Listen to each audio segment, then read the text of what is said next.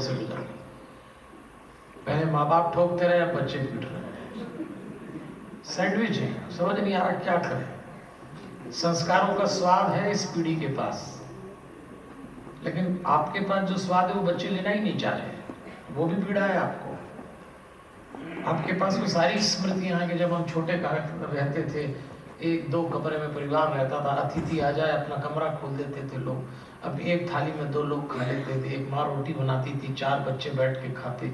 माँ की रोटी बनाने का क्रम छोटा था, बच्चों का खाने का क्रम तेज था, तो टुकड़े करके खा लिए, मजाल है कि कभी कोई बात हो जाए। आज एक डाइनिंग टेबल पे 4 लोग ठीक से नहीं बैठ पाते। आज कोई अपना कमरा शेयर नहीं करना चाहता। आज किसी बच्चे से कह दो कि तुम्हारे बेडरूम में 3-4 लोग और सोए तो नाराज हो जाता है। बहुत तेजी से वक्त बदला। तो जब हम जाएं तो हम वसीयत में नसीहत दे के भी जाएं कि ऐसा था और ऐसा भी हो सकता है। और भारत पे योजनाबद्ध ढंग से भारत की परिवार प्रबंधन, परिवार व्यवस्था पे अंतरराष्ट्रीय स्तर पे कुछ मुस्लिम राष्ट्र योजनाबद्ध ढंग से आक्रमण कर रहे हैं। हमको लगता है कि शायद ये बात आसान है, पर आसान नहीं है।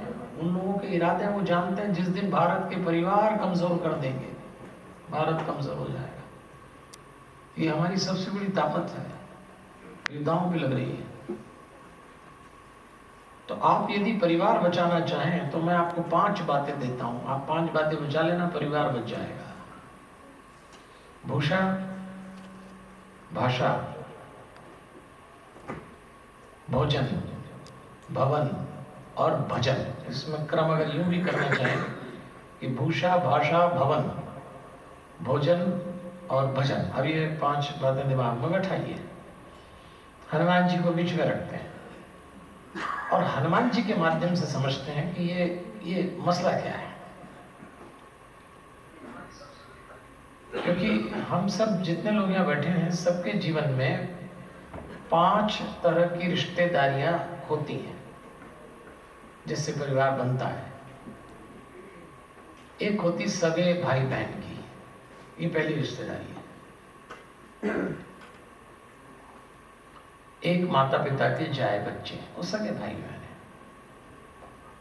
दूसरी होती पितृपक्ष की, हमारे पिता के पक्ष के जितने संबंध हैं, फिर वो काका हैं, बुआ हैं, दादा दादी, वो बनते हैं। रिश्तेदार से तब तीसरा चरण है, मातृ पक्ष के आते हैं, नाना नानी, मामा मामी, मासा मासी, ये आ जाते हैं। चौथा पक्ष होता है ससुराल पक्ष। विवाह होने के पश्चात हम स्त्री हो या पुरुष, जो हमारा ससुराल पक्ष होता है, वहां की रिश्तेदारी आ जाती है। तो 4 तो है ही, पर आजकल एक 5वीं बड़ी चली फैशनेबल। इसको आजकल के बच्चे फ्रेंटिव बोलते हैं। फ्रेंटिव का मतलब फ्रेंड्स एंड रिलेटिव्स। वो फ्रेंड्स को रिलेटिव्स मान लेते हैं और बात भी ठीक है।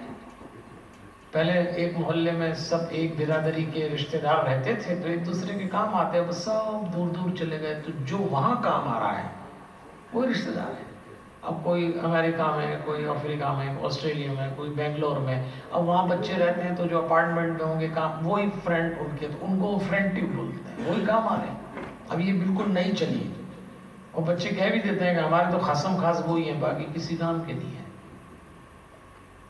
अब ये 5 रिश्तेदारियों के आसपास हम चल रहे हैं, इसलिए हमारे यहाँ 2 शब्द आते हैं, एक होता है रिश्ता और एक होता है नाता। 2 शब्द हैं। इसको जिसने समझ लिया वो परिवार बचा लेगा। अब क्या फर्क है रिश्ते नाते में, ये भी सोच ले। पापा, रिश्ते हम बनाते हैं, नाता भगवान बनाता है, ये फर्क है। मैं बार बार जयपुर आता हूँ, गुप्ता जी से मेरा परिचय है, और भी लोगों से परिचय दिख रहे हैं लोग। तो ये रिश्तेदारी है, हम बनाते हैं, हम निभाते हैं, हम बचाना भी हमारा काम है। लेकिन नाता भगवान बनाता है। हमारी माँ कौन होगी, पिता कौन होंगे, सगे भाई बहन कौन होंगे, ये हम तय नहीं कर सकते, ये चॉइस नहीं आपकी, ऊपर वाले ने दिया है। तो रिश्तेदारी में कुछ गड़बड़ हो तो हमें संभालना है। अब जैसे हमने संभाला, अब हम अगर गुप्ता जी को बोल देते कि हम नहीं आ रहे, तो फिर हमारे रिश्ते किस बात के फिर। लेकिन नाते में अगर दिक्कत हो तो अकेले में बैठ के भगवान को याद करो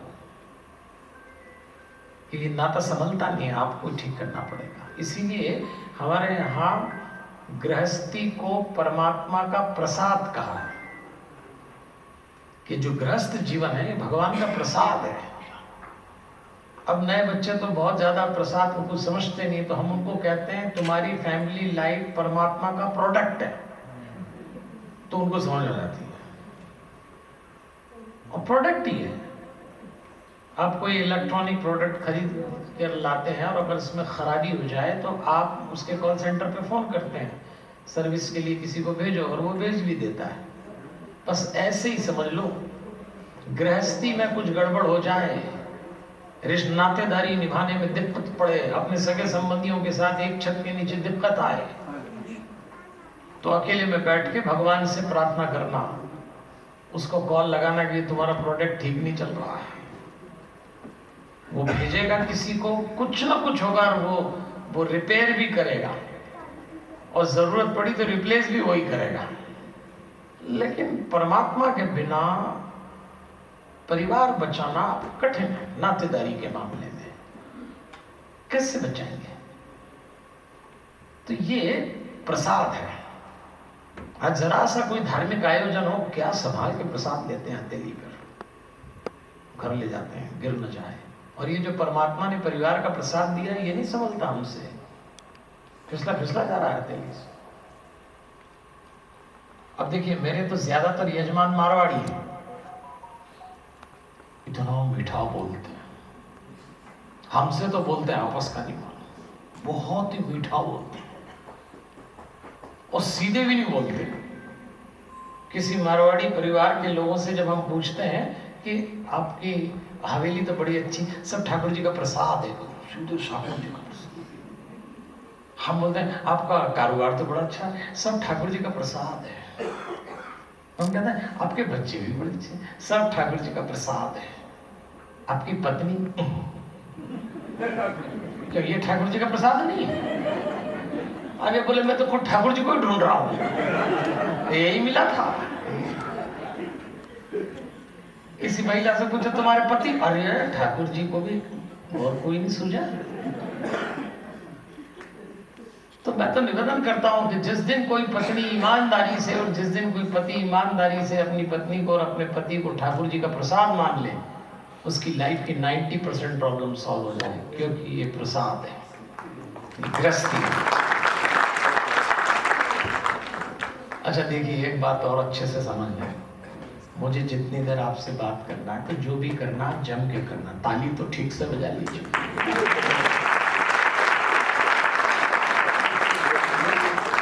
दो चार ने बजाई, बाकी बैठे। और मेरा तो रोज का एक काम है, रोज ही कथा प्रवचन करता हूँ, तो मुझे अपने श्रोताओं की मानसिकता का पूरा भान है। एक तो हमारी सूरत पंडित सही है, तो लोग एकदम हमें देख के उनको लगता है कि कथा वाचेगा, और ये कम वक्त नींद और कभी नहीं आती, कथा में ही आती। कईयों को तो आती कथा में, हम इधर शुरू वो उधर शुरू, डरते भी नहीं। तो हम ताली इसलिए बजवाते हैं कि आपको ये पता लग जाए काहे के लिए बैठे और क्यों बैठे हैं। कोई मुंह दिखाई की रस्म तो हो नहीं रही है, तो ताली इसलिए बजवाते हैं। और मेरा अनुभव है कि हस्बैंड वाइफ जो हमारी कथा में आते हैं ना, ये तो ताली के मामले में इतना कवाड़ा करते हैं, एक ही बजाता है, दोनों नहीं बजाते, एक ही बजाता है। वाइफ ताली बजाती, भाई साहब नहीं बजाते। भाई साहब से पूछो कि भाई भाभी जी तो बजा रही हैं, आप नहीं बजा रहे, तो भाई साहब कहते हैं इसको गाय के लिए लाया हूं, अब बता दो।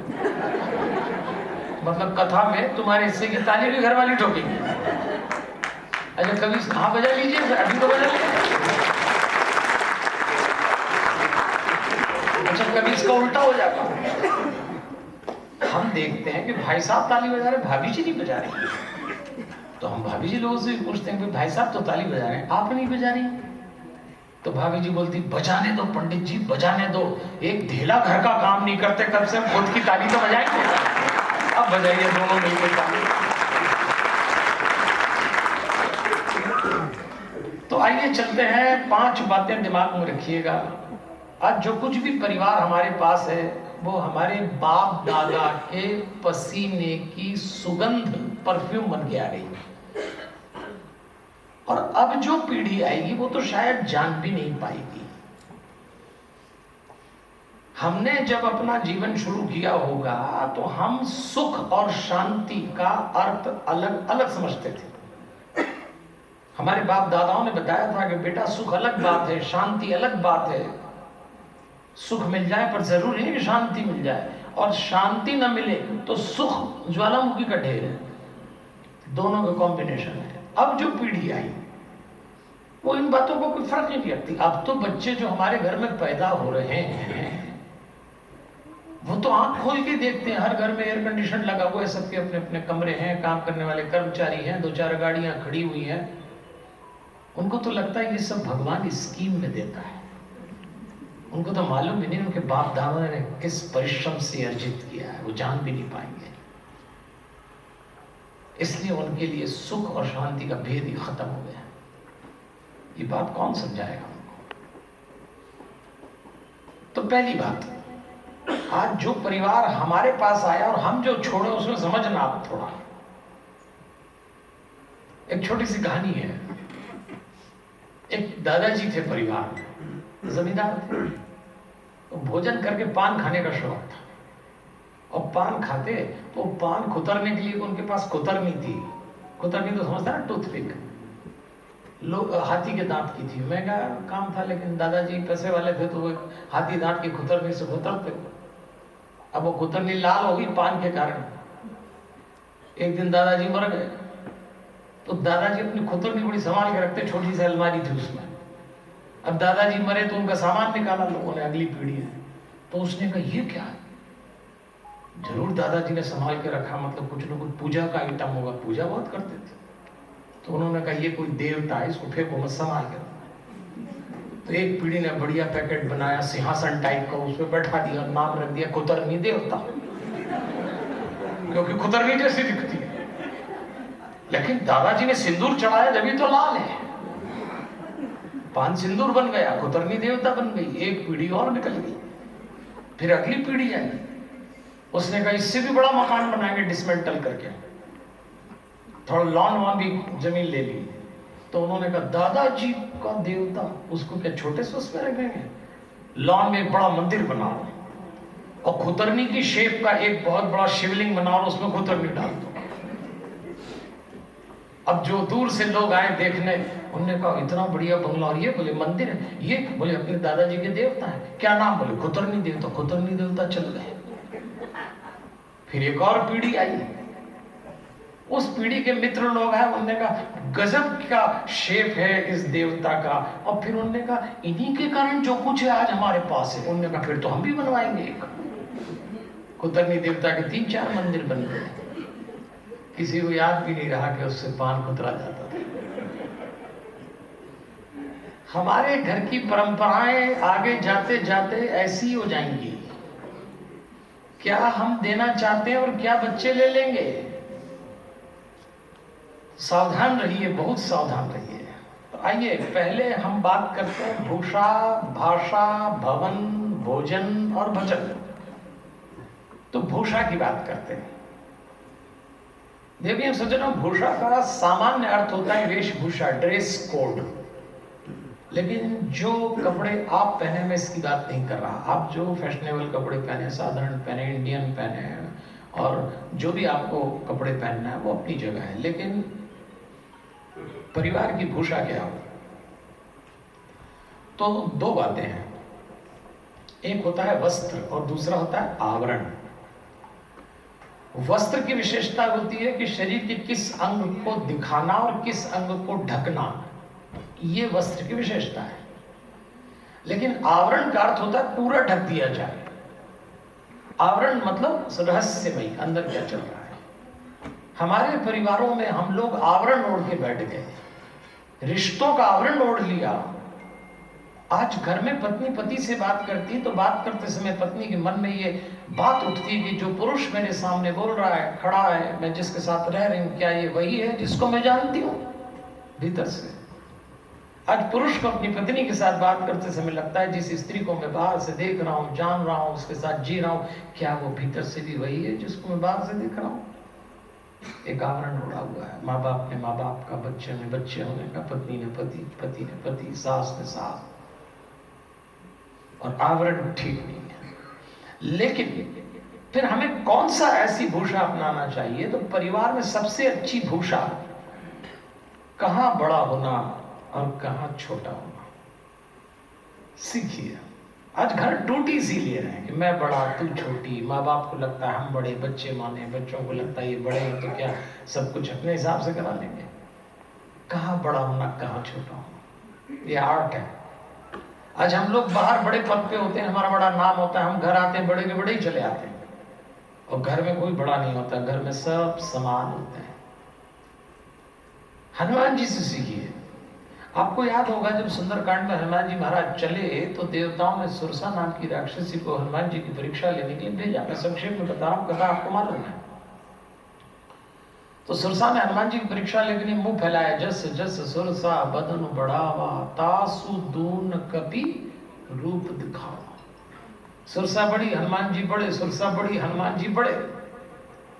फिर हनुमान जी को याद आया कि बड़े बड़े के खेल में कभी कोई बड़ा नहीं हुआ, बड़ा तो वही हुआ जिसको छोटा होना आता है। सत जो जन ते ही आनन कीना, अति लघु रूप पवन सुत लीना। हनुमान जी तुरंत छोटे हुए उसके बड़े मुंह से बाहर निकल आए और कहा धन्यवाद। अब देखिए हमको भी यही सीखना है। सुरसा एक उस व्यक्तित्व का प्रतीक है जो हमारे घर में कोई भी व्यक्ति हो सकता है। वो हमारा बेटा, हमारी बेटी, पत्नी, पति, सास, बहू, माँ, कोई भी हो सकता है। होता है घरों में किसी को हाँकने की आदत, मेरी चले, मैं जो बोल रही हूँ, उनका मुंह खुला ही रहता है हमेशा। कुछ लोग हैं घर में जिनका मुंह खुला रहता है, बाकी का फूला रहता है, मूड खराब रहता है, या बोलते ही रहते हैं पूरे टाइम, है सब सुरसा है। लेकिन हनुमान जी ने सिखाया परिवार बचाना है तो छोटे हो जाओ, विनम्र हो जाओ। बताइए किस बात का ये सब है? लेकिन लोग परिवार में भी अपनी मैं पढ़ाऊं, मैं बढ़ाऊं, मैंने ये किया, ये सब मेरा किया, अरे क्या समझ में आ, तो परिवार बच भी नहीं सकता। और अपनी योग्यता और दौलत का अहंकार कभी अपनी चार दीवारी के भीतर मत लाइएगा। मैं तो कहता हूं बाहर भी अहंकार मत पालिए, लेकिन घर में तो बिल्कुल मत पालना। क्योंकि एक बात याद रखना, वो दे रहा है तो आप ले पा रहे हैं, वो करा रहा है तो आप कर पा रहे हैं। बेशक आपकी योग्यता से आपने अर्जित किया, और योग्य तो आपसे भी अधिक लोग होंगे, कुछ उसकी कृपा का भान रखिए, छूटे रहिए, अहंकार मत पालिए। घर में तो बिल्कुल अहंकार मत लाइए। किस बात का अहंकार पालते हैं? ये तो भगवान वक्त अच्छा देता है तो सब चलता है, जरा सा वक्त पलट देगा तो आपको उस दिन पता लगेगा आप कितने अकेले हैं। किसी शायर ने बहुत अच्छी बात लिखी कि जो न देते थे जवाब कभी, उनके सलाम आने लगे। जो न देते थे जवाब कभी, उनके सलाम आने लगे, और वक्त बदला तो मेरे नींव पे आम आने लगे। ये तो वक्त की बात है। और जो रोज देते थे सलाम, वो पहचानने से मुकर गए, और वक्त बदला तो मेरे लोहे के दरवाजे चूहे उतर गए। इसलिए ये गलत फहमी कभी मत पालना, और कम से कम घर में तो मत पालिएगा। तो हनुमान जी से सीखिए। घर में कोई भी सुरसा हो सकता है आप ही बन जाओ किसी दिन सुरसा। मुंह खोलना और फुलाना तो इतना आसान काम है। अपने घर में आदमी चुप ही जब रहता है जब मूड खराब होता है, वरना बोलता ही रहता। मौन तो कोई घटाता ही नहीं है, चुप्पी घटती। एक प्रसंग और देखें। भूषा, क्रोध का आवरण न ओढ़े। हम लोगों ने क्रोध का भी आवरण ओढ़ा हुआ है। मैं तो बहुत लोगों को जानता हूं जो मुझसे कहते हैं कि पंडित जी हमें कोई बुराई नहीं, न तंबाकू खाते, न बीड़ी, न शराब, और कोई गलत काम नहीं करते, बस एक ही कमजोरी, गुस्सा बहुत आता है। आजकल तो नाक पे रखा है लोगों को, चुनाव क्रोध, लेकिन क्रोध का आवरण न पाले। फिर भी मैं आपको 2 करोड़ का उदाहरण देता हूं। अब आपके ऊपर एक क्रोध के साथ क्या ट्रीटमेंट करें। भगवान ने किसी शास्त्र में नहीं लिखा कि क्रोध मार डालना, ना। क्रोध की ऊर्जा यदि सही दिशा में लग जाए तो संकल्प में बदल जाती है। तो क्रोध को मारना नहीं है, क्रोध के मालिक हो जाना है, क्रोध आपका नौकर हो जाए। अब मैं आपको दो पात्र बताता हूं। एक श्री राम जी, सरलता में 100 का गुण, शांत एकदम, और ठीक उनके साथ रहने वाले उनके छोटे भाई लक्ष्मण, सूखा बारूद, एकदम झूलो तो ब्लास्ट होना है। लेकिन कमाल है, दो विपरीत विचार के व्यक्ति ऐसे रहते हैं सदैव साथ। राम लक्ष्मण से सीखा जाए। आज हमारे घर में सब तरह के लोग होंगे, कोई नरम, कोई गरम, कोई बहुत बोलने वाला, कोई बोलता नहीं है, कोई पॉजिटिव सोचता, कोई नेगेटिव। लेकिन क्या घर तोड़ देंगे? एक छत के नीचे विभिन्न विचार के लोग रहने का नाम गृहस्थी है। गृहस्थी से बड़ा कोई चैलेंज नहीं है। भगवा कपड़े पहन के घर छोड़ के किसी आश्रम में जाके साधु बनना बहुत आसान है, लेकिन अपने घर में रहते हुए परमात्मा को याद करके गृहस्थी चलाना, सबको साथ लेके, इससे बड़ी तपस्या और क्या हो? ये कोई आसान काम है। और सीखा जाए श्री राम से, जिनको हम याद करते हैं। सुग्रीव ने जब राम जी से कहा कि आप मुझे राजा बना दें, मैं सीता जी की खोज में बानर भेजूंगा, 4 मास, चातुर्मास की अवधि आप रहिए पर्वत पे, प्रवर्षण पर्वत पे। राम जी रहने लगे। हमारे राम जी बहुत सीधे हैं, और सुग्रीव भगवान का काम भूल गया। ऐसा ही होता है, राजकाज मिल जाए तो लोग राम काज भूल जाते हैं। ये भी भूल गया। 4 महीने बीत गए। एक दिन श्री राम ने लक्ष्मण से कहा, लक्ष्मण, सुग्रीव सुधी मोरी बिसारी। सुग्रीव ने मेरी सुध बिसार दी है। पावा राजकोसपुर नारी, उसको राज्य राजधानी स्त्री मिल गई तो जही सायक मारा में बाली। सायक बाण को कहते हैं। तो राम जी कहते हैं, जिस बाण से मैंने बाली को मारा, ते ही सरहतो मूड कह काली। कल इस मूर्ख सूर्य को उसी बाण से मारूंगा। लेकिन जैसी राम जी ने कहा, सुग्रीव सुधी मोरी बिसारी, पावा राजकोसपुर नारी, लक्ष्मण जी एकदम प्रसन्न हो गए। धन्यवाद भैया, धन्यवाद, इतना बड़ा हो गया, मैंने पहली बार आपके मुंह से किसी की शिकायत सुनी। राम तो कभी किसी की शिकायत भी नहीं करते, पहली बार आपने किसी की शिकायत की, हम तो धन्य हो गए। लेकिन जैसे उन्होंने अगली पंक्ति बोली, जय सायक मारा में बाली, यही सरहदों मोड़ का गाली। लक्ष्मण जाओ, उसको पकड़ के लाओ, अब भी मैं उसका वध करूंगा, कल काली। जाओ पकड़ के लाओ। लक्ष्मण जी को तो मजा ही आ गया। उनको तो मारपीट के काम पहले ही पसंद थे। उन्होंने कहा, अभी चाहता हूं। और जैसे लक्ष्मण जी चलने लगे, राम जी को याद आई, वो उत्तेजित स्वभाव का व्यक्ति है। मैंने कहा पकड़ के लाओ, ये उसका 13वां करके ही आएगा। तो तुरंत रोका, तुरंत रोका। लक्ष्मण ठहरो। लक्ष्मण जी ने कहा, बताइए क्या बात है? वो मारपीट नहीं करना। अरे लक्ष्मण जी ने कहा, फिर क्या सेव परमल खाने जा रहे हैं क्या? मारपीट तो करेंगे ही सही। राम जी ने कहा, नहीं, समझा बुझा के नहीं। लक्ष्मण जी ने कहा, भैया मैं जानता था आपको ठीक से क्रोध करना भी नहीं आता। तब राम जी ने पूछा, अच्छा लक्ष्मण एक बात बताओ, मैंने जो सुग्रीव पे गुस्सा किया तो कैसा लगा, मेरी एक्टिंग कैसी लगी गुस्से? तो लक्ष्मण जी ने कहा, भैया जो काम अपने को आता नहीं वो करना भी नहीं चाहिए। क्रोध क्या होता है हमसे सीखते, हम तो पीएचडी है, हम बताते। लेकिन भगवान ने कहा नहीं। अब आप देखिए दो भाई के क्रोध का अंतर। राम जी का क्रोध कैसा है, जैसे स्विच ऑफ किया और बल्ब बुझ गया, स्विच ऑन किया और बल्ब जल गया। लक्ष्मण जी का क्रोध ऐसा है, जब आप स्विच ऑफ करते हैं तो पंखा सीधे बंद नहीं होता, कभी भी 2-4 पंखुड़ी घूम ही लेता है। कुछ लोगों का क्रोध ऐसा है, और होना भी ऐसा ही चाहिए हमारा, कि बटन दबाओ बंद, हम बुलाएं आओ, हम भेजें चले जाओ। चपरासी को हम बुलाते हैं तो फिर जब तक खड़े रखते हैं, खड़े जाओ। क्रोध ऐसा होना चाहिए। अभी तो हमारा आ जाता तो जाता ही नहीं, अपने से बड़ा कोई आए जो उतारे तो ही जाए। लेकिन लक्ष्मण जी जैसा क्रोध ना करिए, बटन दबाया तो पंखा घूम ही रहा है। पूरी दुनिया में अपन भारतीयों का क्रोध करने का ढंग इतना निराला है। 5 स्टेप में भारतीय क्रोध करते हैं, शायद आपको जानकारी हो। 5 स्टेप भारतीयों की। पहली क्रोध करने की स्टेप, आंखें फाड़ेंगे, लाल करेंगे, उसको दबाएंगे, कोई डरता ही नहीं आंख से। तो फिर दूसरी स्टेप आती है, जबान से चिल्लाएंगे, अबे तबे बोलेंगे, हल्ला करेंगे, चिल्लाने लगे, उससे भी कोई फर्क नहीं पड़ रहा।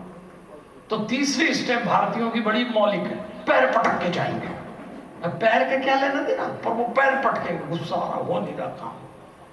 चौथी स्टेप तो और एकदम मौलिक है, सिर्फ भारतीयों के पास है, जाते जाते बड़बड़ाएंगे। बड़बड़ाना मतलब समझते ना, बड़बड़ाना मतलब जिस व्यक्ति के लिए आप बोल रहे हैं वो है ही नहीं, सुन ही नहीं रहा, फिर भी अपन बोले चलो ये तो है ही ऐसे, दिमाग खराब हो गया, बड़ी परेशानी होगी। और पांचवी स्टेप भारतीयों की बड़ी अच्छी, जब ये चारों नहीं होती तो दोनों हथेली लेते हैं और अपना ही सिर पीटते हैं।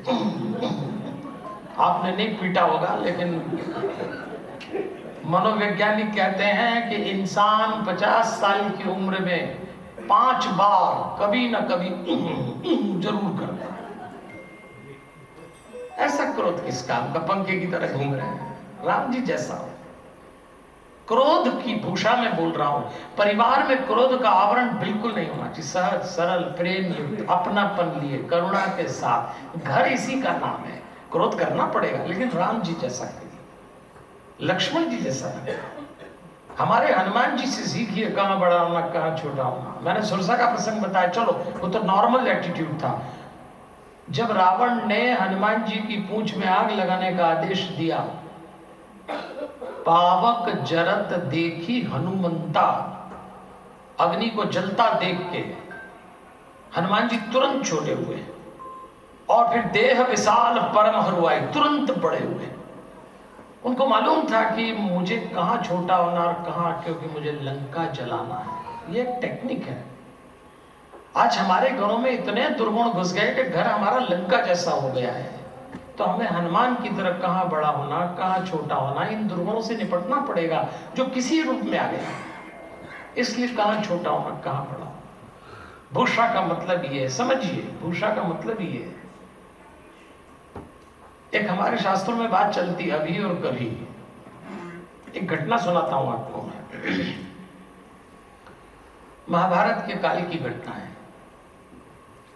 द्रौपदी को पूजा करना थी, तो उसने भीम से कहा फूल चाहिए। तो भीम फूल लेने गए और उस वाटिका में घुस गए जो वर्जित थी, राम वाटिका, और उसकी पहरेदारी थी हनुमान जी के पास। अब अर्जुन गया, उसने थोड़ा देखा तो उसको दिखे नहीं कहीं चौकीदार के रूप में हनुमान जी। फिर अर्जुन था वो तो उसने कहा किसी से पूछने की क्या जरूरत है, मैं अर्जुन हूं। तो बिना पूछे फूल तोड़े। तो उसी समय हनुमान जी ने देखा, तो हनुमान जी ने कहा भाई क्या करते हो? बिना पूछे यदि किसी की वस्तु का उपयोग करे तो उसको चोरी कहते हैं, आप फूल की चोरी कर रहे हैं। तो अर्जुन ने कहा चोरी?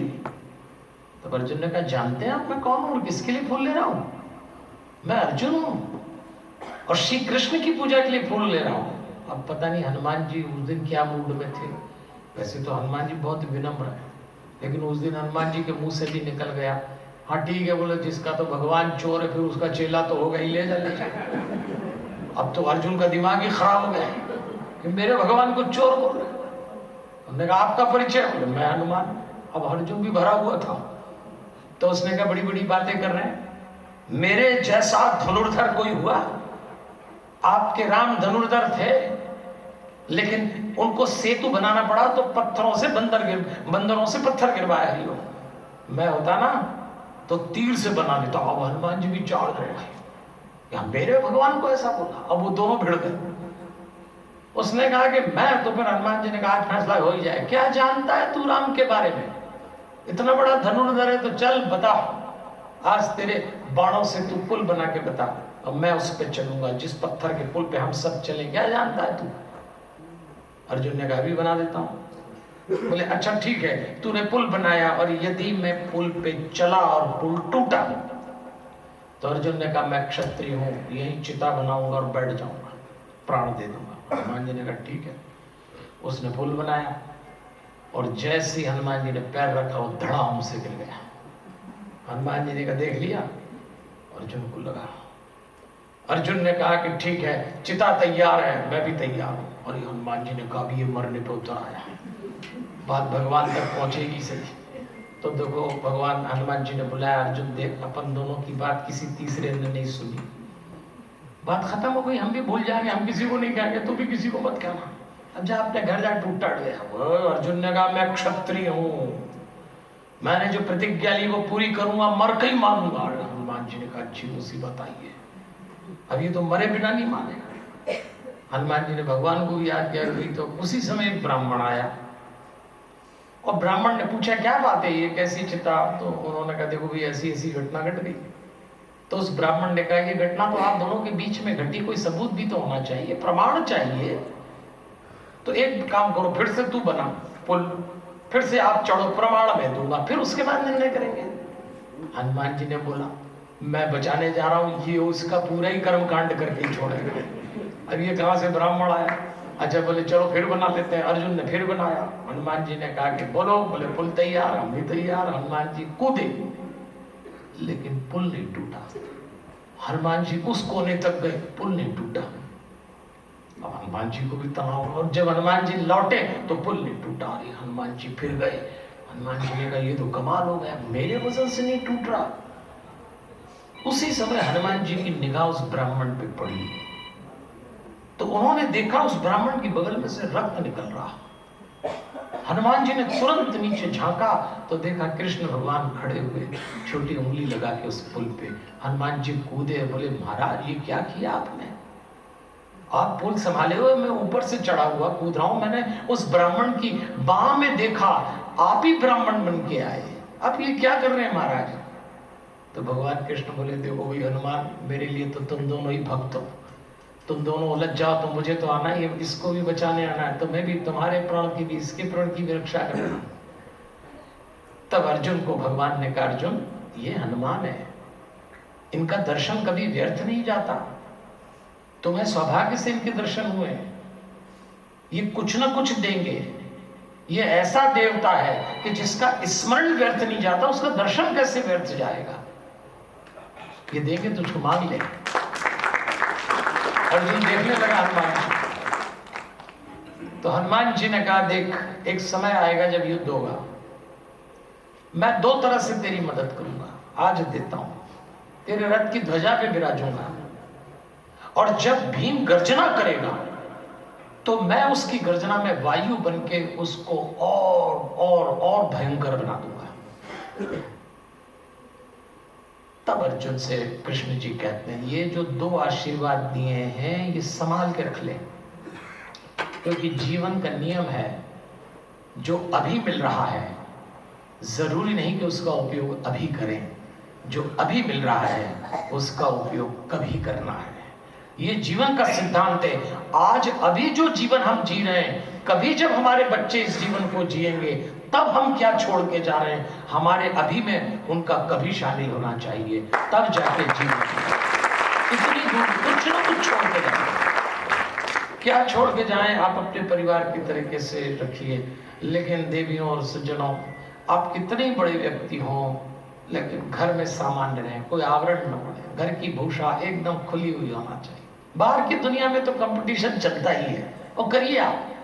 बाहर की दुनिया में तो ऐसा है कि परमात्मा का भरोसा रखो और अपनी प्रोफेशनल लाइफ में जितना आगे जाना हो जाओ। बाहर की दुनिया में तो सभी टांग खींचने वाले मिलेंगे ही मिलेंगे, लेकिन कम से कम घर में तो सब मिल के रहें। बाहर कौन आपका है?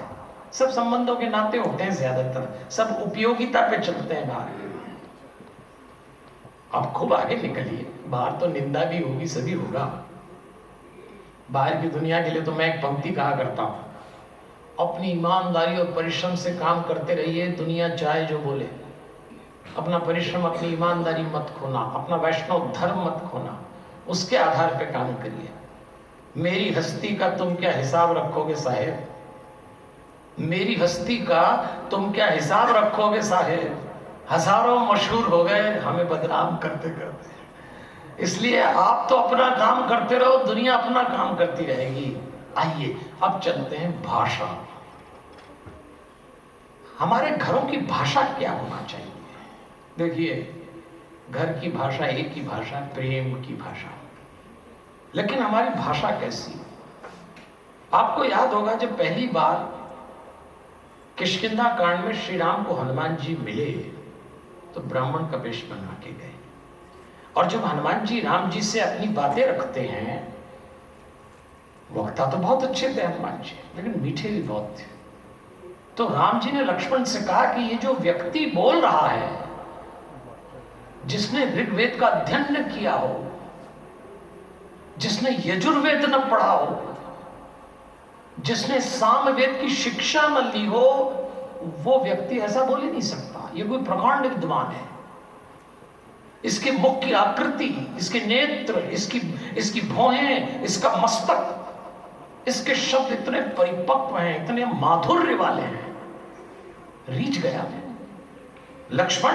ये जब बोल रहा है तो कोई शस्त्र उठाए हुआ व्यक्ति भी शस्त्र पटक दे, ऐसे तार्किक शब्द हैं।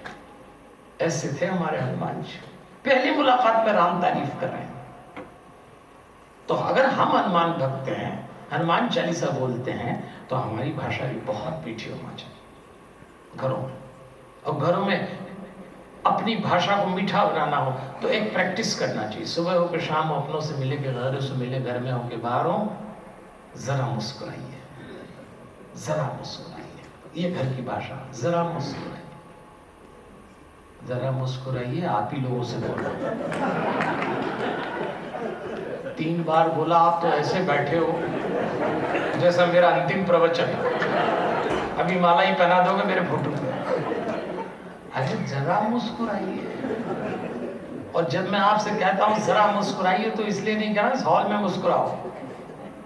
आज अगर आपने खंडेलवाल क्लब का कार्यक्रम किया है तो यहाँ से एक संकल्प लेके जाइए। ये जो भोजन हम लेंगे ये तो मलमूत्र बन जाएगा 8-10 घंटे में, लेकिन यहाँ से कुछ ऐसा प्रसाद लेके जाइए, वो प्रसन्नता का। कि संकल्प लीजिए कि आज के बाद जब भी हम अपने घर में प्रवेश करेंगे और जब भी अपने घर से निकलेंगे, अपने घर के लोगों को देख के मुस्कुराएंगे। इतना डर के क्यों बोल रहे हैं आप?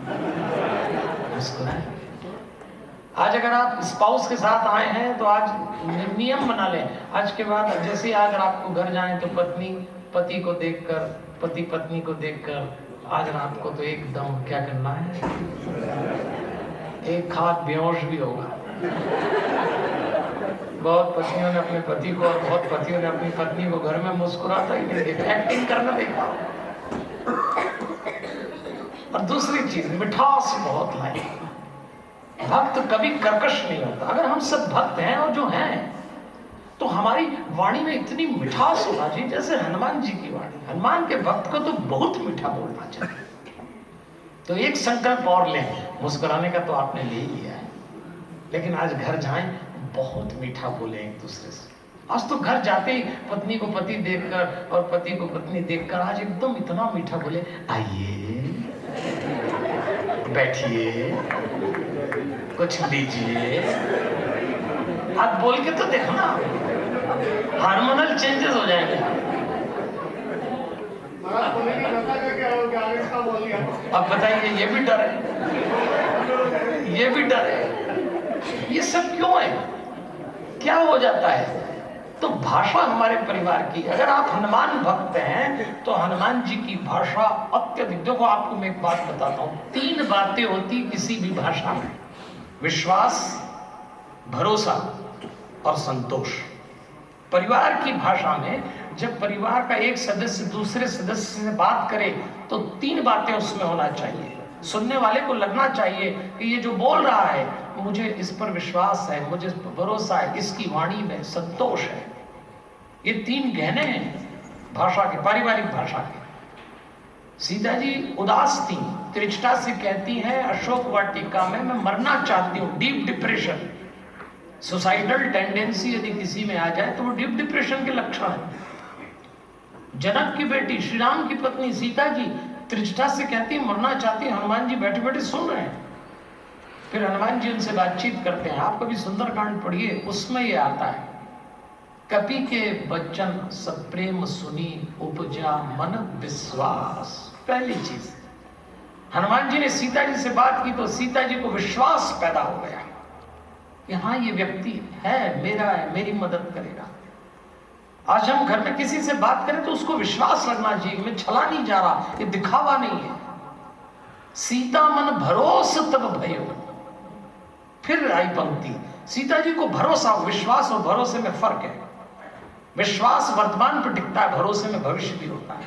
आप किसी के साथ सफर करें तो आपको ये विश्वास है कि ये मेरा को पैसेंजर है, लेकिन ये भरोसा नहीं कि जीवन में साथ देगा। अनजान आदमी। भरोसा जीवन भर का होता है, भविष्य का होता है। और मन संतोष सुनत कपि बानी। सीता जी को मन में संतोष हुआ। भक्ति प्रताप तेज बल सानी। हनुमान जी की भाषा में भक्ति प्रताप और तेज तीनों थे। ऐसी भाषा होना चाहिए हमारे घरों में। हम अपने बच्चों को भी सिखाएं। कोई बात नहीं वो अंग्रेजी बोलते हैं हिंदी, पर मातृभाषा जरूर सिखाएं। अंग्रेजी तो सीख ही जाएंगे, लेकिन कुछ ऐसा सिखाएं बच्चों को। साहब भाषा से हार्मोनल चेंज होता है, पॉजिटिव चेंज होता है, इसलिए हम अपने बच्चों को भाषा से जोड़ें। हमारे हनुमान जी की भाषा तो मिलन की भाषा थी, विघटन की भाषा नहीं थी। जब हनुमान जी ने सीता जी से पहली मुलाकात की तो सीता जी ने राम जी की एक शिकायत की। अब बताओ, इस जोड़े में भी शिकायत है। अगर सामान्य रूप से पति पत्नी एक दूसरे की शिकायत करें तो कोई नई बात नहीं। राम जी जैसे पति और सीता जी जैसी पत्नी, उसमें भी आगे कंप्लेंट। एकदम पहली मुलाकात में सीता जी ने हनुमान जी से कह दिया, वचनों न आओ नयन भरे बारी, और अहे नाथ और निपट बिसारी। सीता जी की इंटरनेशनल कंप्लेंट है पत्नियों की, जो सीता जी ने भी की। और वो इस चौपाई का अर्थ होता है, हनुमान लगता है राम मुझे भूल गए। अधिकांश पत्नियां अपने पति से कहती है, तुमको दुनिया भर के काम याद है, एक हम ही हैं जो बस आपकी बात नहीं कर रहा। यहाँ तो जो जोड़े बैठे अलग है, आप ताली बजाओ, आपकी बात नहीं। आपके तो चेहरे से अंडरस्टैंडिंग निकली है, आपके तो क्या नूरानी चेहरे हैं। लेकिन आज भी पत्नियां कहती हैं आपको हमारे लिए टाइम नहीं, बाकी सब। सीता जी ने यही कंप्लेंट करी, अरे ना तो निपट बिसारी, भूल गए राम जी। और इस हनुमान जी को लगा गड़बड़ हो गया। हनुमान जी ने ब्रेन वॉश किया, जनी जननी मानव जेऊना तुम ते प्रेम राम के। जनी जननी माँ विश्वास करिए, राम जी आपसे भी अधिक आपको प्रेम करते हैं। ऐसे ढंग से समझाया कि सीता जी को एकदम विश्वास हो गया। होगा हमारे घरों में, लेकिन हमारी वाणी हनुमान जी जैसी होना चाहिए। और देखिए हनुमान जी सीता जी को सेट करके आए और यहां लौट के आए।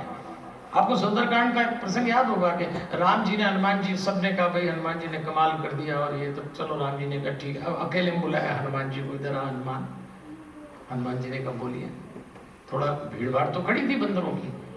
तो राम जी ने पूछा, हनुमान एक बात बताओ, जब मैं वनवास को चल रहा था तो सीता ने मुझसे कहा था कि आप मुझे ले चलिए, और मैंने मना कर दिया। तो सीता ने कहा था आपके बिना एक क्षण जीवित नहीं रहूंगी, प्राण दे दूंगी। तो मुझे लगा था कि ये प्राण दे भी देगी, तो मैं ले आया। अब ये बताओ कि जो ये कहती थी कि आपके बिना एक क्षण नहीं रहूंगी, आज वो मेरे बिना लंका में जीवित कैसे? हनुमान जी ने कहा भी माता जी को समझा के आए, ये पिताजी शुरू हो गए, अब इनको समझाओ। लेकिन असली संतान तो वही है जो माँ बाप को भी समझाए। क्या हनुमान जी हैं? हनुमान जी ने कहा देखो महाराज एक बात बोलूं, कि 5-25 लोग घेर के खड़े हैं, तो जो बात वो अकेले में कर ले, सब सुनेंगे, ठीक नहीं लगेगा। अच्छा राम जी ने कहा अकेले में खसक के आ जाओ इधर। अकेले में राम जी हनुमान जी बोलो क्या है? तब हनुमान जी उनसे कहते हैं आप कह रहे हैं माता जी के प्राण निकल जाना था, क्यों नहीं निकले? तो सुनिए, नाम पाहरु दिवस निसी, ध्यान तुम्हार कपाट, लोचन निज पद जंत्रित, जाहि प्राण के ही बांट। अब आप पंक्ति का अर्थ समझना। हनुमान जी कहते हैं नाम पाहरु दिवस, दिन रात आपके नाम का पहरा लगा है। चौकीदारी आपका नाम पहरेदार है। ध्यान तुम्हारा कपाट, आपके ध्यान का किवाड़ लगा हुआ है, और वो देख रही है चरणों में ऐसे जैसे ताला लगा है। तो जाहि प्राण के ही बाट, तो फिर प्राण कैसे निकल गए? और अगर प्राण निकल जाए तो बदनामी आपकी और आपके नाम की हो जाएगी। और हनुमान जी ने सोचा इसको भेजा था सीता को समझाने, ये मेरे को ही समझा रहे थे, लेकिन समझा दिया वो। इसीलिए मैं आपसे कहता हूं हमारे पारिवारिक जीवन में कभी कोई विघटन लगे, बेचैनी लगे, हनुमान जी को बीच में रखना।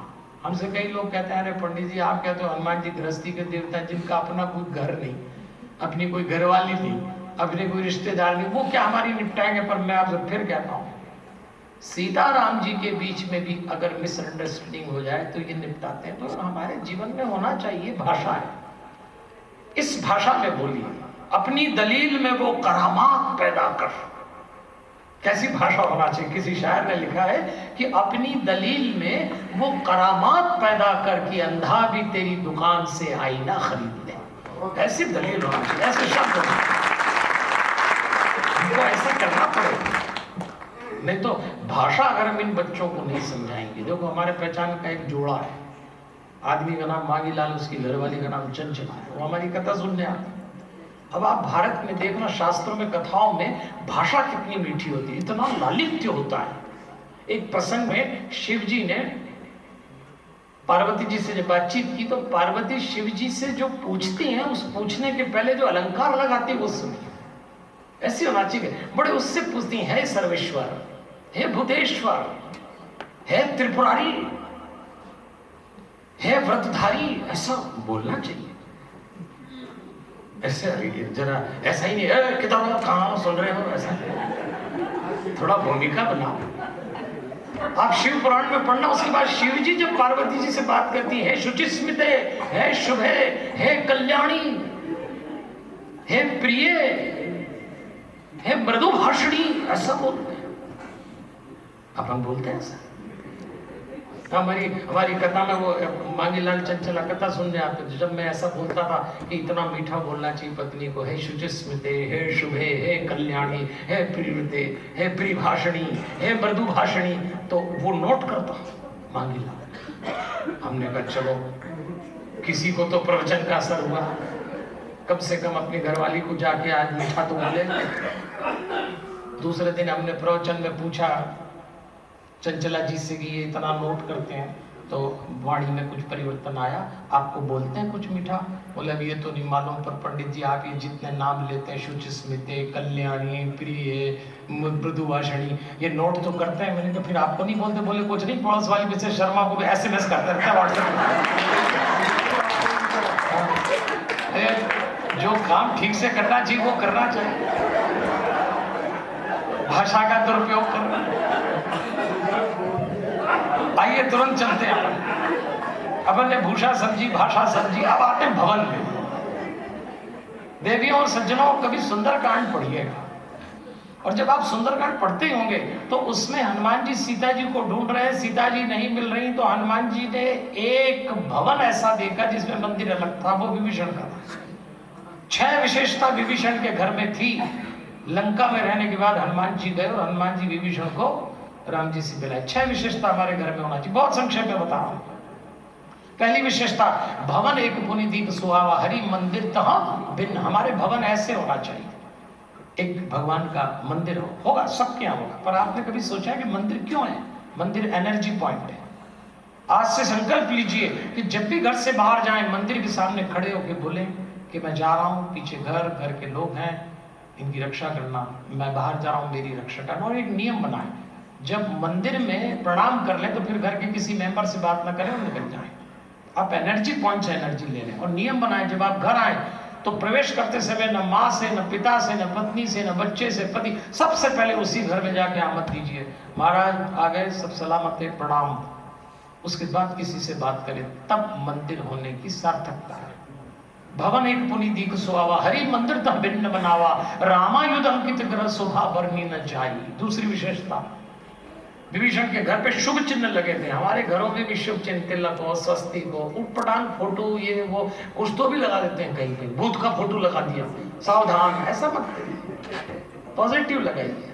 नव तुलसी का प्रंद तक देखी हर्ष का पिराई। तीसरी विशेषता, आंगन में तुलसी का पौधा था। अपने घरों में, अब आजकल आंगन नहीं होते फ्लैट वगैरह में, तो ऐसी जगह तुलसी का पौधा रखिए जहां से वायु चल के उसको स्पर्श करके आए।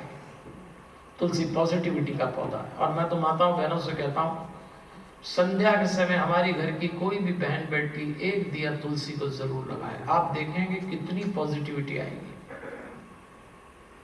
चौथी विशेषता, जब विभीषण सुबह सुबह उठे तो राम राम तेरी सुमिरन की, हनुमान जी चौंक गए, लंका में कोई राम नाम ले रहा, और वहीं उनकी मुलाकात।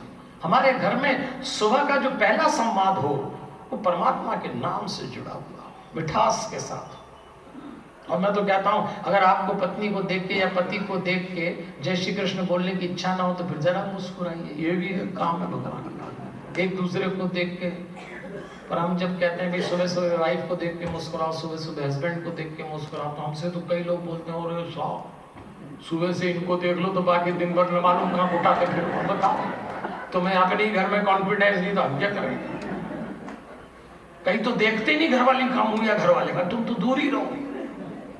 कि भारत के घरों में कई इतनी किस्म के कंफ्यूजन है, सच बता रहा हूं मैं आपको। आप ये जितनी 6 बातें विभीषण की है ये किस लिए है? पॉजिटिविटी। आज हमारे घरों में इतनी नेगेटिविटी आ गई है तो ये सब कन्वर्ट है। 5वीं बार हनुमान जी को देख के विभीषण ने कहा अब मोहि भा भरोसा हनुमंता बिनु हरि कृपा मिले। हमारे घरों में साधु संत महात्मा गुरुजनों का आना जाना बना रहे, कोशिश करिए कनेक्ट रहे उनसे। और 5वीं बात जुगति विभीषण, 6वीं बात जुगति विभीषण सकल सुनाई चले पवन सुत विदा करवाई। विभीषण ने युक्ति बताई कि वहां सीता जी हैं। सीता जी मतलब शांति भक्ति शक्ति की खोज। हम अपने जीवन में ये युक्ति यानी प्रयास करते रहें किस तरह से हमारे जीवन में भक्ति। ये जो आज खंडेलवाल क्लब ने जो कार्यक्रम किया ये वही युक्ति जो विभीषण की, जुगति विभीषण। आपने 5-7 लोगों में इंटरेस्ट दिखाया, आज 100-150 लोग बैठे। कौन आता है इस वक्त किसको सुनने? लेकिन आपके अंदर वो ललक है, वो तड़प है कि चलो कुछ करें। यही विभीषण के 6 काम अपने जीवन, तो आपके घर में पॉजिटिविटी आएगी। आज नेगेटिविटी आने के तो 50 रास्ते खुल गए हैं। जब से कोविड के बाद तो एकदम लेटेस्ट बीमारी चली है देवियों और सज्जनों। भगवान न करे आप में से किसी को एकदम लेटेस्ट, किसी से पूछो क्या चल रहा है, पता नहीं आज कुछ अच्छा नहीं लग रहा, अभी एकदम नई बीमारी चली लेटेस्ट। अरे तो भाई क्या अच्छा नहीं लग रहा? पता नहीं कुछ अच्छा नहीं लग रहा। अरे तो कुछ तो एक्सप्लेन करो। पता नहीं, अच्छा नहीं लग रहा और पता भी नहीं लग रहा। 2 बीमारी एक साथ चिपक है। अरे पता लग जाए कि अच्छा क्यों नहीं लग रहा बस। अच्छा जिनको थोड़ी अंग्रेजी आती है वो ट्रांसलेशन कर लेते हैं, नहीं और बड़ा मूड खराब है। अरे कोई बटन है तुम्हारे पेट में जो खराब हो गया है? कैसे? अच्छा कुछ लोग तो पता नहीं कुछ अच्छा नहीं लग रहा, ऐसा कह के डॉक्टर के पास चले जाते। अब डॉक्टर पूछता हाँ बताइए क्या प्रॉब्लम? पता नहीं डॉक्टर साहब कुछ अच्छा नहीं लग रहा। वो बेचारा अपने MBBS की 5 साल में जो किताबें पढ़ी उसके पन्ने पलटाता है, ये बीमारी तो कभी पढ़ी नहीं। और यदि आप 5 विजिट डॉक्टर की कर लें, पता नहीं कुछ अच्छा नहीं लग रहा है, तो 6ठी बार को डॉक्टर भी बोलेगा भैया तुम तो आया ही मत करो, क्योंकि तुम्हारे जाने के बाद मेरे कोई पता नहीं कुछ, वो इलाज करने वाला ही बीमार हो गया। ऐसा थोड़ी होता है।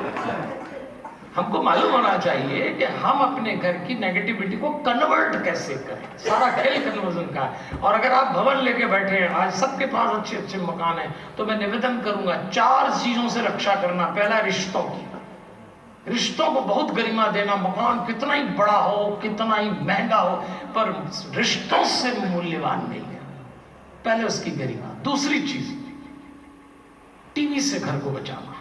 तीसरी मोबाइल से बचाना, क्योंकि टीवी नाम का राक्षस जब आया 30-40 साल पहले, तो दुष्ट एक होता था ड्राइंग रूम में, पूरा खानदान बैठ के देखता, फिर ऐसा पसरा कोई बेडरूम नहीं बचा। पर चलो कमबख्त 6 फीट दूर था, फिर ये 6 इंच का पिशाच आया, ये तो सीधे तकिए में ही घुसा। लोगों ने बोला औलाद इतने प्रेम से नहीं सुलाई जितना इसको सुला। ये मौत का सामान, पूरा घर नेगेटिविटी से भर गया। बहुत देर बाद पता लगी। अगर आपने अपने बच्चे की शिकायत करी है तो आपके हाथ में जो मोबाइल था उससे भी कहो तेरे कारण ये नेगेटिविटी फैली।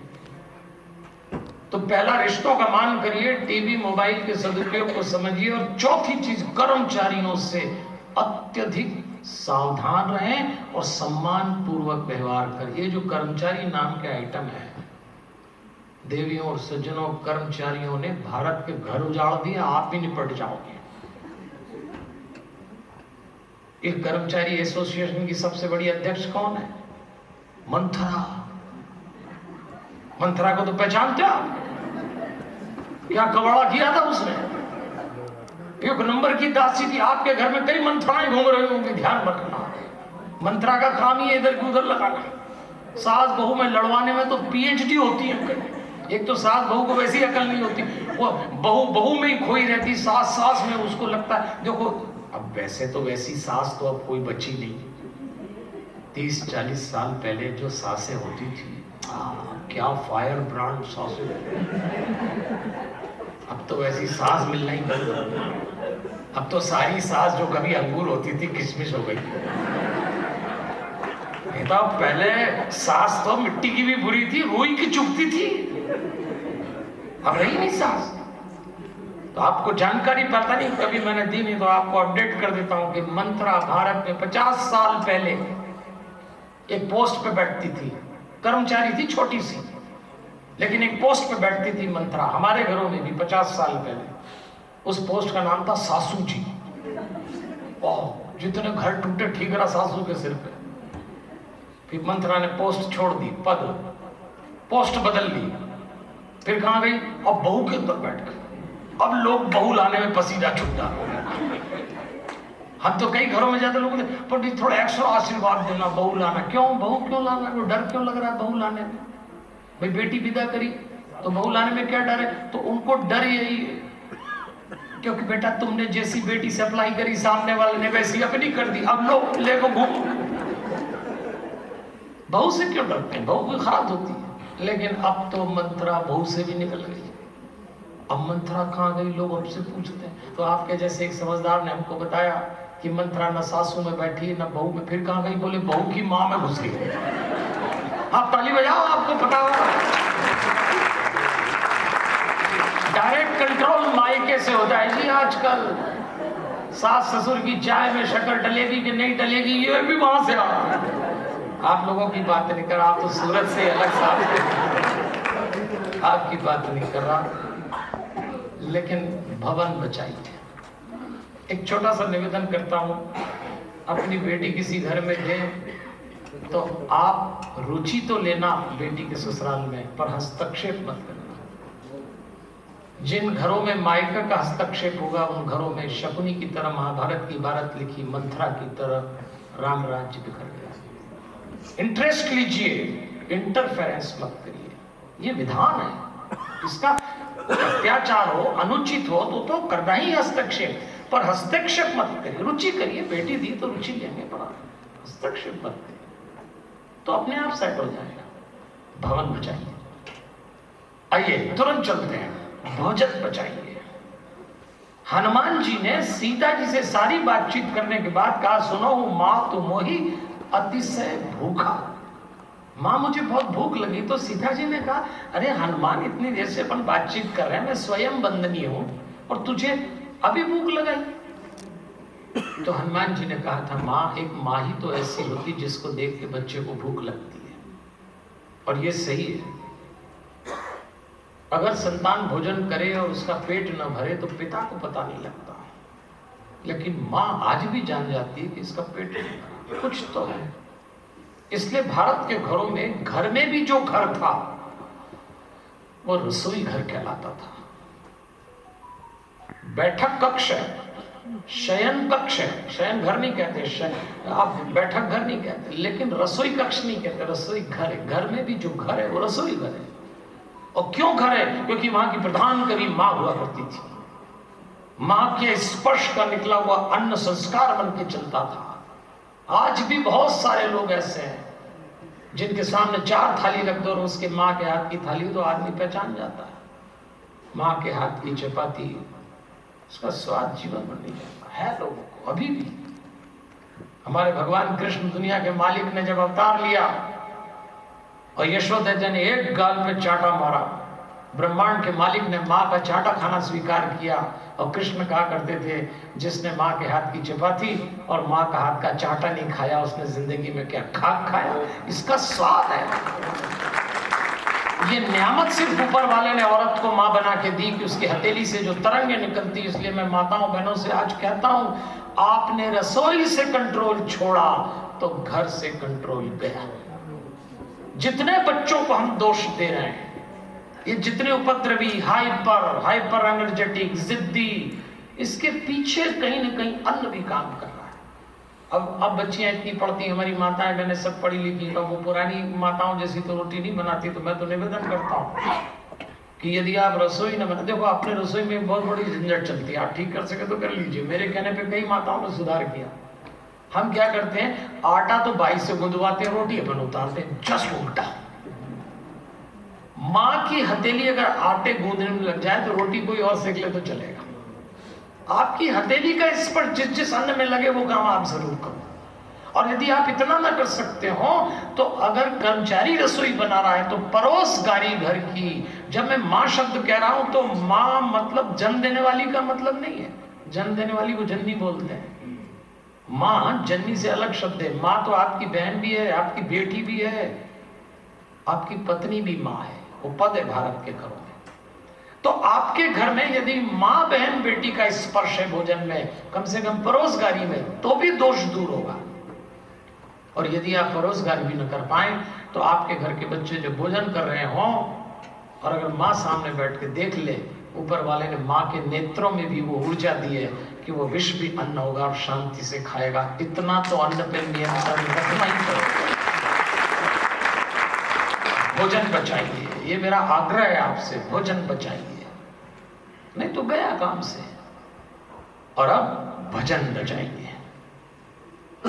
आखिरी में मैं जो भजन बचाने की बात आपसे कह रहा हूं, भजन का मतलब ये नहीं कि हम अपने बच्चों को पंडित बना दें, रोज पूजा कराएं, इन्हीं सब चीजें ना। भजन बचाने का मतलब ये है कि हमारे घर में ऐसी कर्मकांड की पूजा हो जिससे पॉजिटिविटी आए। एक ग्रंथ है भागवत, उसमें एक माँ है देवहूति और बेटे का नाम है कपिल देव, भगवान विष्णु के 24 अवतार में से एक। तो माँ ने अपने बेटे को गुरु बना के एक प्रश्न पूछा था कि बेटा एक बात बता, भक्ति करने बैठो तो मन नहीं लगता। क्या सवाल पूछा है। अपन लोगों की भी यही हालत है, पूजा करने बैठो तो मन नहीं लगता। ठाकुर जी हिला रहे हैं, नहिला रहे हैं, और मन कहीं और ही जा रहा है। ये जो सीनियर टाइप की सासू होती है ना, जो 2 घंटे से कम पूजा नहीं करती, रामायण भी पढ़ रही है, ठाकुर जी भी रगड़ रगड़ के इतने 1.25 इंच कम हो गए उनके ठाकुर जी, रामायण भी पढ़ ली। और 2 घंटे पूजा करने वाले लोग जब खड़े होते हैं पूजा करके, और जैसे ही मुड़े और जो घर का पहला मेंबर मिला उसी से भिड़ ली, जैसे पूजा नहीं कर रहे, लड़ने के लिए चाट हो रहा। अरे अभी अभी मंत्रोच्चार किया, अभी पंगा चालू कर दिया, तो आपने किया क्या? आपने सिर्फ एक ड्रिल की है, एक ड्रिल की जो आपके चपरासी घंटा वो आप कर रहे हैं। इसलिए केवल कर्मकांड से पार नहीं लगेगा, योग करिए। और योग में भी 8 चरण है, पर आप कम से कम ध्यान वाला चरण पकड़ लो, मेडिटेशन तो करिए। मैं उज्जैन में रहता हूं, हमारा छोटा सा आश्रम है, उसका नाम है शांतम। कभी आप आए, मैं आपको आमंत्रित कर रहा हूं। हमारे उस शांतम आश्रम में श्री हनुमान चालीसा 24 मिनट का एक मेडिटेशन सिखाते हैं। 24 मिनट सिखाने में 1.5 घंटा लगता है, आपको 24 ही करना है। अब लोग इतने प्यारे हैं, जो मुझे सुनते हैं वो तो बहुत ही प्यारे हैं। हमारे प्रवचन में गर्दन तो ऐसे हिलाते हैं जैसे आज ही मोक्ष ले लेंगे मेरे जाने के पहले। और जैसी प्रवचन खमता यहीं झाड़ के जाता, रखो पंडित जी, डिनर लगा, तुम भी करो हम भी करें, निकल। तो कुछ मिलना नहीं है। तो हमने कोर्स बनाया कि चलो भाई 24 मिनट का कर लो। 24 मिनट का भी टाइम नहीं लोगों के पास। हमने कहा चलो 6-6 मिनट के 4 कैप्सूल बना दिए, 6 मिनट कर लीजिए। 6 मिनट तो कर सकते हैं मेडिटेशन। अरे क्या प्यारे लोग, वो कहते हैं पंडित जी 6 मिनट का भी टाइम नहीं निकलता। हाँ, अपना माथा कूटना या सामने वाले का पीटना हो, आधा घंटा लगाए, देर रगड़ेंगे व्हाट्सएप के मैसेज, लेकिन 6 मिनट का मेडिटेशन नहीं करेंगे। अच्छा चलो ठीक है। तो हमने कहा एक काम करो, सुबह उठने के बाद और रात को सोने के पहले 3.5 मिनट का हनुमान चालीसा का थ्रू ब्रीदिंग, इतनी प्रैक्टिस करो। ये तो कर सकते हैं आप। मेरा विश्वास करिए, यदि आप सुबह उठें और आप गृहस्थ हैं, वैवाहिक हैं, तो अपने बेडरूम में नॉर्थ ईस्ट कॉर्नर में कुर्सी रखिए, उठते ही उस कुर्सी पे बैठ जाइए और थ्रू थॉटलेस ब्रीदिंग लेते हुए हनुमान चालीसा कर लीजिए। उसके बाद आप बाहर निकलिए, बेडरूम में ही कर लेना, ध्यान रखना। क्योंकि हमारी स्पाइनल कॉर्ड 7-8 घंटे की जब हम नींद लेते हैं तो हमारी स्पाइनल कॉर्ड पृथ्वी के पैरेलल होती है। जानवर की हमेशा पृथ्वी के पैरेलल होती है। जानवर की स्पाइनल कॉर्ड स्ट्रेट नहीं हो सकती, वो ऐसी रहती है। इसीलिए जानवर के पास कोई संभावना नहीं कि लाइफ एनर्जी को ऊपर उठाए, वो ऐसी ढूंढती। लेकिन हम मनुष्य हैं, हम 7-8 घंटे जानवर की तरह पैरेलल स्पाइनल कॉर्ड लेके सो रहे हैं, पर जब पहली बार उठे सुबह और हमारी स्पाइनल कॉर्ड स्ट्रेट हुई तो हमें अपनी लाइफ एनर्जी नीचे से ऊपर उठा लेना चाहिए। छोटी सी क्रिया है, करके देख लो। ऑनलाइन मेरा मिल जाएगा, पंडित विजय शंकर मेहता नाम है मेरा, आप डालिए मेडिटेशन विद हनुमान चालीसा, आपको मिल जाए, करिए। और ऐसी रात को सोने के पहले करिए। चूंकि मैं हनुमान चालीसा मानता हूं तो आपके पास और कोई मंत्र हो तो उससे करिए, गुरु मंत्र उससे, वरना हनुमान चालीसा से करिए। हनुमान चालीसा तो मंत्र है, इतना सा भी अगर आप करेंगे तो भजन बचाइए, इतनी पॉजिटिविटी आएगी। और बेडरूम में, इसलिए पहले हमसे कई लोग, जब मैं लोगों से कहता था कि बेडरूम में कुर्सी लगा के हनुमान चालीसा पढ़ो, तो कई संतों ने भी हमको डांटा, अरे क्या उटपटांग सिखा रहे लोगों को, बेडरूम में कोई हनुमान चालीसा पढ़ता है, वो भी तुम कह रहे हो बिना ना। तो हमने तो, अब तो हमको कोई कुछ नहीं बोलता, क्योंकि बोलते हैं तो बेशरम हो गया। लेकिन हम महात्माओं से बोलते हैं सबसे ज्यादा उपद्रव जहां होगा वहीं इलाज करेंगे कि कहां करेंगे? अरे मेरी हड्डी यहाँ टूटी तो यहाँ प्लास्टर चढ़वाऊंगा? सारे उपद्रव का अड्डा हमारे परिवार में सबसे बड़ा कौन सा है? बेडरूम। सारे गोला बारूद वही तैयार होते हैं और फिर पूरे घर में सप्लाई होते हैं। आपकी बात नहीं, आप तारीफ, आपको तो आइडिया भी नहीं है कि पंडित जी किनकी बेडरूम की बात बता रहे। तो जहां सबसे ज्यादा नेगेटिविटी है, मुझे वहीं पॉजिटिविटी करना है। और मैंने तो प्रमाण भी दे दिया, किष्किंधा कांड में हनुमान जी लक्ष्मण को सूर्य के बेडरूम में ले जाके सूर्य के पलंग पे बैठा दिया। आपत्ति ली लक्ष्मण जी ने कि आपने क्या किया, आपने मुझे सूर्य के पलंग पे बैठा दिया। तब हनुमान जी ने कहा था, तमो में निद्रा में सोए, आप यहाँ बैठोगे तो हम जागेंगे। बोलो आप, जो हनुमान जी सुग्रीव जैसे कामी के बेडरूम में लक्ष्मण जी को ले जा सकते हैं, तो क्या हम अपने बेडरूम में हनुमान जी को नहीं ला सकते? लाना चाहिए। हम बच्चे हैं उनके, हमें पॉजिटिविटी सबसे ज्यादा वहीं चाहिए। सुबह उठते उठते कर लीजिए और बाहर निकल जाइए, फिर कुछ भी करिए। मैं तो लोगों से कहता हूं, आपके बच्चों को भी, जिन घरों में 21 साल से कम उम्र का बेटा या बेटी, पूजा की बात कर रहा हूं और बात समाप्त करूंगा, हम अपने बच्चों को क्या पूजा सिखाएं? तो कम से कम एक बात सिखाएं कि सोते समय वो किसी मंत्र से कनेक्ट, और उठते समय, बस 2 काम तो बच्चों को सिखाना है। अगर आपके घर में 21 साल से कम उम्र का बेटा या बेटी है, तो आपको ये मालूम होना चाहिए कि उसको जब नींद आती है तो अंतिम विचार उसका क्या है, last thought just before sleep. अगर ये आपको नहीं मालूम तो आप बच्चों पे नियंत्रण की कल्पना छोड़ दीजिए। और अगर बच्चे बड़े हैं, जिद्दी हैं, छोटे नहीं करते, और जब वो सोएं तो खास तौर पे माँ यदि उसके सिर पे हाथ फेरे, पिता फेरे तो भी असर आएगा, पर माँ अगर हनुमान चालीसा बोलते हुए सोते हुए बच्चे पे 3.5 मिनट लगेंगे, अब 6 महीने में देखेंगे वो बच्चा पॉजिटिव होगा, आपके मीटर पे डिसाइड होगा। कैसा ही जिद्दी बच्चा। अब माँ इतना तो कर सकती, पर अब मम्मी के हाथ से मोबाइल छूटे रात को तो बेटे के सिर पे घूम, सब मम्मियां लगी रात को धाओ, तो फिर बच्चे, हम तो दावा करते हैं। अच्छा, मैं लोगों को कुछ चीज बताता हूं तो लोग उल्टी भी करते हैं, समझते ही नहीं। आप तो खैर समझदार दिख रहे हैं कुछ, लेकिन मैं कहीं प्रवचन में कहता था कि भाई सिर पे हाथ फेरो, सिर पे हाथ फेरो, तो कैसा ही हो कहना मानेंगे। एक भाई साहब हमारा प्रवचन सुन रहे होंगे, 6 महीने बाद हमको कहीं मिले तो बोले, पंडित जी आपने 6 महीने पहले प्रवचन में कहा था कि सिर पे सोते हुए सिर पे हाथ फेरो, तो एकदम कहना मानेंगे। मैंने कहा मैं तो अभी भी बोल रहा हूँ। बोले मैं तो 6 महीने से फेर रहा हूँ, कोई कहना मैना नहीं माना। मैंने कहा किसके सिर पे हाथ फेरे? बोले वाइफ के। अपन अरे तुमको जिसके सिर पे हाथ फेरना चाहिए उसको घर पे। तो हमारी बात भी लोग नहीं समझते, कम से कम आप तो समझ रहे हैं, मुझे आपका चेहरा देखो। तो देवी और सज्जनों, हम जिस उम्र में हैं, हम बहुत चुनौती की उम्र में हैं, तो हम अपने परिवार में सचमुच ही लास्ट बैच है जो बैठे। हमारे जाने के बाद शायद हमारे बच्चे संस्कार क्या होता है, परिवार क्या होता है, रिश्ते क्या होते हैं, अपने लोगों के लिए कोई चीज खोना, कोई चीज देना, त्याग क्या होता है, कौन बताएगा? सब सिकुड़ के छोटे हो जाएंगे। इसलिए जब आपसे बात करता हूं तो बड़ी उम्मीद होती है कि आप जाएंगे तो वसीयत में कुछ ना कुछ तो देंगे, नसीहत भी दे के जाइए, भैया परिवार बचाइए। ये भारत का सारा विकास खोखला है अगर परिवार न बचे। हम अमेरिका की तरफ हो जाएंगे, वहाँ फैमिली स्ट्रक्चर कोलैप्स हो गया, डेवलपमेंट तो बहुत हुआ। आज जो अमेरिका का बावलापन देख रहे हैं, ये 25-30 साल पहले का पैदा हुआ बीज है, आज का नहीं है। वहाँ परिवार नाम की कोई चीज़ नहीं, हमारे पास है परिवार। हम अभी सौभाग्यशाली हाथों में हैं, लेकिन सरकार परिवार नहीं बचाती, सरकार राष्ट्र पे काम करती है, पर राष्ट्र को जो बचाएगा वो परिवार है। इसलिए हम कोशिश करें हमारा परिवार बचे। मैं आप सबको बहुत धन्यवाद देता हूँ, आदरणीय ताराचंद कानूनगो जी, आदरणीय